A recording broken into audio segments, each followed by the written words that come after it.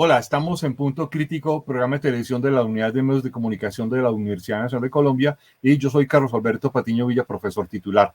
Uno de los hechos, una de las transformaciones más importantes que se están produciendo en la política internacional es una especie de terremoto de transformación política que se está viviendo en Alemania a raíz de la terminación del periodo de gobierno de Angela Merkel y obviamente qué implicaciones va a tener esta salida de Angela Merkel del gobierno, qué implicaciones tiene para la Unión Europea y obviamente cómo afecta diversos niveles de la política internacional. Para entender quién es Angela Merkel, para entender en qué consiste esa transformación política en Alemania, hemos invitado a Ana Carvajosa, periodista del periódico El País de España, quien ha publicado este libro que se llama Angela Merkel, Crónica de una Era, un excelente texto para poder entender qué está sucediendo allí. Ana Carvajosa, le agradezco muchísimo por estar con nosotros en Punto Crítico. Muchas gracias a vosotros por invitarme. Bueno, yo quiero arrancar con una pregunta simple, genérica, y es para usted que estuvo todos estos años en Alemania como corresponsal, que veía, participaba, estaba escuchando a Angela Merkel, que conoce profundamente la política en Alemania, ¿qué significó Angela Merkel de fondo para la política de Alemania y para la sociedad alemana? Bueno, yo creo que todavía la sociedad alemana no acaba de ser consciente, ¿no?, de lo que ha supuesto Angela Merkel durante estos 16 años al frente del gobierno alemán. Todavía una cierta sensación de incredulidad. A principios de semana estaba en Berlín, ahora estoy cerca de Frankfurt y hablando con mucha gente, ¿no? Hay una sensación de extrañeza, de fin de una era. Y de algo que comienza y es desconocido, es incierto, porque a partir de ahora va a haber un gobierno probablemente tripartito de 3 partidos, con los verdes, los socialdemócratas y los liberales. Luego igual podemos hablar un poco más de eso. En cualquier caso será distinto, porque los 4 mandatos de Angela Merkel se han caracterizado por ser una época de estabilidad política en Alemania. Frente a la volatilidad internacional y a los cambios que ha habido dentro y fuera de la Unión Europea, Alemania se ha mantenido de alguna manera como una isla de estabilidad política y también de prosperidad económica, con sus sombras y sus focos de desigualdad y sus bolsas de pobreza, pero en general con un crecimiento económico y un estado de bienestar muy sólido. Es además una época en la que la política, y esto sí que se debe probablemente completamente a Angela Merkel, ha tenido un tono muy sosegado y muy racional. Entonces veremos si ese tono que ha marcado la canciller es una herencia que permanecerá ahí o si se inaugura ahora una era bien diferente en Alemania y en Europa. Ana, algo que me impresiona en el relato de tu libro, pero que además he descubierto en varios libros que he visto alrededor de Angela Merkel y sus intervenciones, es esa serenidad, pragmatismo que marca y que además ha contrastado en estos años en Europa con ciertas olas de populismo a un lado y al otro del espectro político, y pareciera ser que eso está además muy conectado con su biografía, con su vida, con haber nacido en la Alemania, la antigua Alemania del Este. ¿Eso es así? Bueno, es cierto que la biografía, o sea, Merkel es una especie de rareza biográfica también en Alemania. Ella nace en el oeste, en Hamburgo, pero a las pocas semanas viaja con su familia al este, a la Alemania comunista, a la Alemania oriental, donde su padre, que era pastor protestante, se instala y trabaja allí en un seminario y en un recinto donde crece Angela Merkel y donde también viven personas con discapacidad psíquica. De alguna manera, todo este contexto es importante para entender la política que ahora se va y que durante todos estos años ha marcado el paso en Europa. He hablado con mucha gente que la conoce o la ha conocido durante distintos momentos de su vida y a menudo interpretan que haber vivido hasta los 35 años en un régimen comunista le hizo aprender a escuchar con mucha atención, a leer entre líneas. Le hizo también aprender a esperar y a guardar silencio, ¿no? Es una persona que domina muy bien los tiempos y los silencios, algo que ha resultado clave en muchísimas negociaciones, ¿no? Sobre todo, por ejemplo, si pensamos en el Consejo Europeo, con todos los socios sentados a la mesa y con posiciones muy distintas. Esa capacidad para ver al otro y para apreciar al diferente, que probablemente también tenga que ver con haber crecido rodeada de personas con distintos tipos de discapacidad, ¿no? Que ella misma comentaba que en el colegio pues algunos niños no querían ir a su casa, les daba miedo porque no sabían relacionarse con esas personas. Para ella es lo natural, es con lo que ha crecido. Hay algunos elementos biográficos que probablemente sí que han marcado su personalidad, como nos pueden haber marcado a cualquiera, ¿no? La nuestra. Ana, hay un momento cuando uno mira lo que está sucediendo hoy, la última cumbre europea, este homenaje a Angela Merkel, el debate político en Alemania, la dificultad para lograr conformar gobierno después de las últimas elecciones, después del 26 de septiembre, la incertidumbre que ha marcado este larguísimo mes. Y recuerdo un momento que además está claramente descrito en su libro, que fue el momento en que Angela Merkel competía en las elecciones por la Cancillería, donde hubo una especie de subvaloración, yo no sé si la palabra desprecio quepa, por Gerhard Schröder, en ese momento el gran canciller socialdemócrata, que además miraba con bastante, digamos, una situación que a mí me parece un poco molesta con Angela Merkel, y decía que era una especie de accidente en la historia. ¿Cómo entender todo este periodo perplejo y llegar a este momento de serenidad en el que Angela Merkel termina su gobierno como condición, como una especie de posición de serenidad? Sí, efectivamente. Angela Merkel ha sido la eterna subestimada. Yo tuve ocasión de hablar con gente que la conoció justo al principio de su carrera política, y cuando les preguntas si pensaban que iba a llegar a ser canciller, la respuesta unánime es que no. O sea, nadie se la imaginaba como canciller, tal vez por esa biografía tan atípica, ¿no? Porque no se imaginaban que fuera la primera mujer canciller, ni que fuera a ser una persona del este. Y eso, como bien dice, se vio muy claro en 2005, cuando gana las elecciones y luego acabaría siendo canciller por primera vez, y en la llamada ronda de elefantes, que es el debate electoral que hay en la televisión pública alemana la misma noche, Schröder no da un duro, como decimos en España, no piensa para nada que puede llegar a ser, que puede llegar a formar gobierno, y la subestima de una manera bestial, ¿no? En aquellos días la gente luego se especuló mucho si Schröder estaba incluso borracho. Y leí una entrevista muy curiosa a los presentadores de esa noche, años después, que aseguraron que no estaba borracho, que estaba solo borracho de ego. A lo largo de los años y a raíz de trabajar con ella, tanto en la política nacional como en la internacional, en la europea, han ido tomando mucho más en serio a Merkel y se han ido dando cuenta del animal político, ¿no? Con el que trabajaban y con el que negociaban, y también al ver que iba ganando las elecciones una tras otra de forma consecutiva, e iba tumbando a todos esos rivales, algunos de ellos muy vanidosos, pero que acababan derrotados frente a la alemana impasible, ¿no?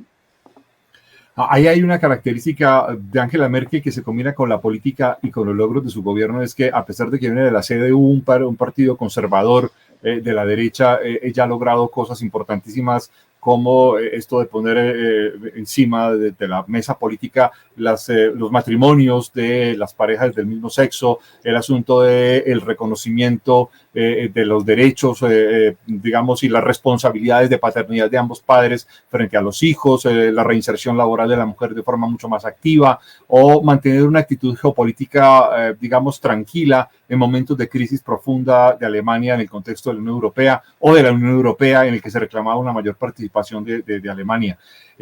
¿Cómo prevés, digamos, esta especie de tranquilidad geopolítica, de cambios políticos de fondo en Alemania? ¿Habrá una especie de mayor asimilación o habrá una especie de revolución o revuelta en contra de estos logros establecidos por Merkel? Bueno, habrá cambios, evidentemente, porque el gobierno va a ser muy distinto, pero en Alemania los cambios, incluso los más revolucionarios, suelen ser paradójicamente incrementales, ¿no? Lo que aquí en Alemania puede ser un cambio muy profundo, bueno, para los estándares de otras latitudes son bastante pausados e incrementales. En parte también porque hay un consenso sobre la centralidad y sobre los valores básicos también en política exterior entre la gran mayoría de los partidos alemanes, excepto en los extremos, pero tanto los socialdemócratas, los liberales y los verdes, que parece que se encaminan hacia la formación de un gobierno, comparten muchos de esos ejes de la política de Merkel. En política europea tal vez sean un poco más decididos, ¿no? Sobre todo, por lo menos de palabra por el momento, los socialdemócratas y los verdes en cuanto a la profundización del proyecto europeo y compartir, ¿no? Dentro de la Unión Europea, y también política exterior, defensa europea. Iremos viendo. En cualquier caso, no se espera nada revolucionario.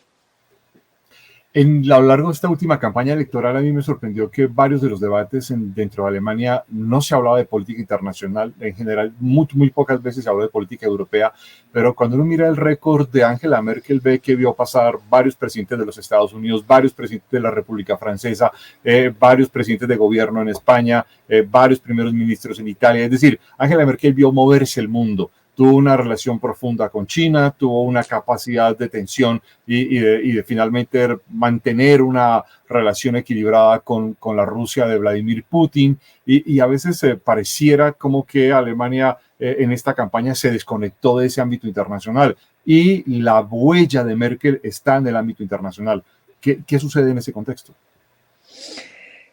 Sí, desde luego la política exterior ha sido una ausente de esta campaña, pero prácticamente de todas, porque las campañas se suelen jugar en el ámbito nacional. Eso no quiere decir que Alemania no tenga que ejercer un papel, no esté abocada, porque muchas veces a su pesar, ¿no? Se la llama la potencia reticente, y de hecho se critica que Merkel podría haber hecho más, podría haberse implicado más en el ámbito internacional. Pero no deja de ser el país más poblado y la gran potencia económica de la Unión Europea, y por lo tanto es el hegemón de facto y va a seguir ejerciendo ese poder de una manera u otra, porque además es bisagra entre lo hemos visto en la última crisis de la pandemia y toda la negociación de los fondos de recuperación, ¿no? Entre los países más frugales y los países del sur de Europa, por ejemplo, que abogan por mayor, por compartir esa deuda europea, y es bisagra también entre el este y el oeste de Europa. Es decir, por su situación geográfica, económica, de población, Alemania histórica también va a jugar un papel determinante, también en el plano internacional, ¿no? Por el atlantismo tradicional, histórico también de Alemania. Y lo que sí es cierto es que, por ejemplo, Merkel ha mantenido una relación muy especial con China, de alguna manera muy pragmática. Ella viaja todos los años a China, conoce perfectamente el país y evidentemente también hay unas relaciones, unos lazos comerciales muy potentes entre Alemania y China. Con Rusia también pues hay un pasado común que pasa por la RDA. Y hay una relación especial entre Putin y Merkel. Bueno, habrá que ver, los verdes, por ejemplo, ahora son más partidarios de poner los derechos humanos sobre la mesa para a la hora de presidir cualquier negociación, sobre todo con el caso de China y de Rusia. Bueno, ahí podría haber ciertos cambios, pero Alemania está abocada a liderar, por lo menos en la Unión Europea. Tres de las grandes crisis que lideró Merkel durante estos largos años fueron la crisis de la quiebra económica de la Unión Europea, del euro a partir de 2008, en la que además recibe fuertes críticas de Yanis Varoufakis, el antiguo ministro de Hacienda de Grecia, la crisis de los refugiados, que tuvo como consecuencia, entre otras, la aparición de la extrema derecha o la resurrección en el Parlamento alemán de la extrema derecha con el AfD y Pegida, y luego la crisis del coronavirus. Pero sobre todo muchos esperaban que, siendo conservadora, mantuviera una especie de relación ambigua con la extrema derecha, y eso no fue así. No.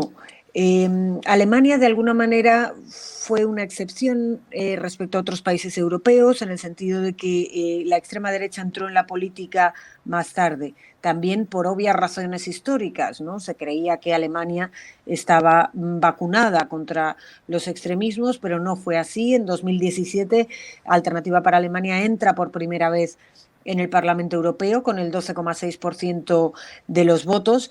Y el Partido Conservador, el centro-derecha de Merkel y el resto de partidos políticos en Alemania deciden mantener un férreo cordón sanitario, es decir, condenar al ostracismo político a los extremistas, y así se ha mantenido hasta ahora.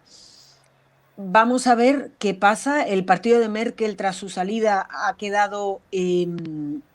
ha perdido las elecciones, pero además con un resultado catastrófico, y tiene una crisis de liderazgo importante, y está en un momento en el que busca su identidad, ¿no?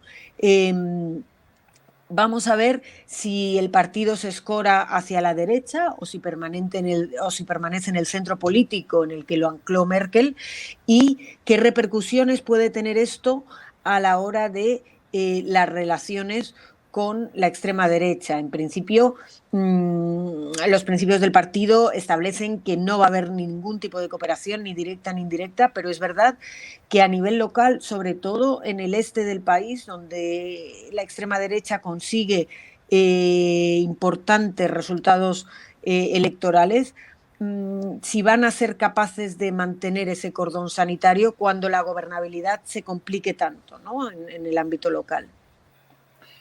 Un tema bastante similar, pero a veces percibido de manera ambigua, que es o de mayor importancia, que en este contexto es el de la relación de Merkel frente a la política con respecto a las mujeres o los movimientos feministas.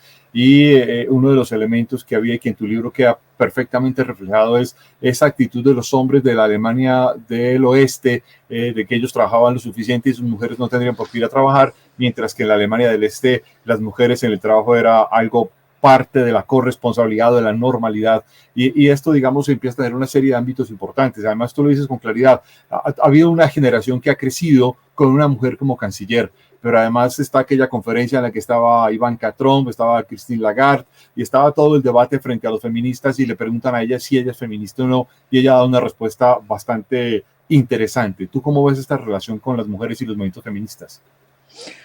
Bueno, yo creo que como en otros aspectos de la carrera de Merkel, ha habido una evolución, y de hecho hace, me parece, 3 semanas en otro evento le volvieron a preguntar y dijo, me ha costado mucho, pero sí, yo ahora diría que soy feminista. Luego le pone unos peros, pero lo cierto es que a lo largo de los años, como tantas otras mujeres poderosas, ha ido viendo de primera mano la discriminación a la que eran sometidas personas con las que trabajaba o que conocía, y ella misma ha visto como por ser mujer recibía un cierto trato, ¿no?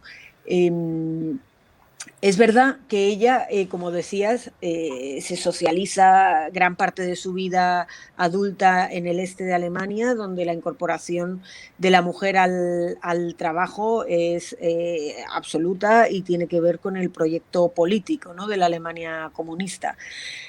Pero también es verdad que ella desmitifica mucho esa situación porque eso no quiere decir que luego cuando llegaran del trabajo a casa hubiera igualdad en el terreno doméstico, ¿no? O sea, las mujeres a menudo hacían la doble jornada, pero además los grandes cargos en la jerarquía política del régimen comunista y también en la industrial de los grandes combinats, de los grandes conglomerados económicos del régimen, siempre eran hombres.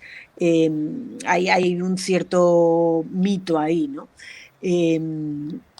Pero que sí es cierto que Merkel a lo largo de los años, cada vez que viajaba al extranjero, a menudo visitaba proyectos de mujeres, intentó que hubiera paridad dentro de la Cancillería, en los puestos de responsabilidad, nombramientos importantes, ¿no? Ella inicialmente quiso nombrar como sucesora a Annegret Kramp-Karrenbauer, que es la actual ministra de Defensa, bueno, la saliente, aunque luego eso no salió bien, pero sí que se ha visto esa sensibilidad y esa afinidad que con los años se ha ido profundizando. Ana, finalmente nos quedan 2 minutos. Quiero preguntarte en estos 2 minutos si crees que la Unión Europea va a extrañar en serio la presencia de Angela Merkel en las decisiones europeas. Desde luego, en un primer momento, sí, porque aunque solo sea desde un punto de vista práctico, ella lleva 16 años ahí, conoce absolutamente a todo el mundo, conoce muy bien las dinámicas del poder, sabe quién ha cedido, cuándo y qué. Es decir, es una persona, es una figura fiable a la hora de la negociación y que además busca de manera incansable el consenso. Es la gran tejedora de compromisos políticos que es capaz de negociar hasta últimas horas de la noche, día tras día, hasta que sale de la mesa de negociación con un acuerdo debajo del brazo. De momento no hay una figura que pueda reemplazar o ejercer ese papel a simple vista. El tiempo dirá quién llenará ese hueco o si será más, si estará más repartido, ¿no? O sea, si el liderazgo al final lo ejercerán entre todos, no habrá un gran líder de facto como ha sido Angela Merkel. De momento, yo creo que hay que esperar. Ana Carvajosa, quiero agradecerte enormemente que hayas permitido tener esta conversación con nosotros en la Universidad Nacional de Colombia. Os agradezco a vosotros la invitación. Muchas gracias. Los esperamos a todos ustedes en una próxima emisión. Muy amables.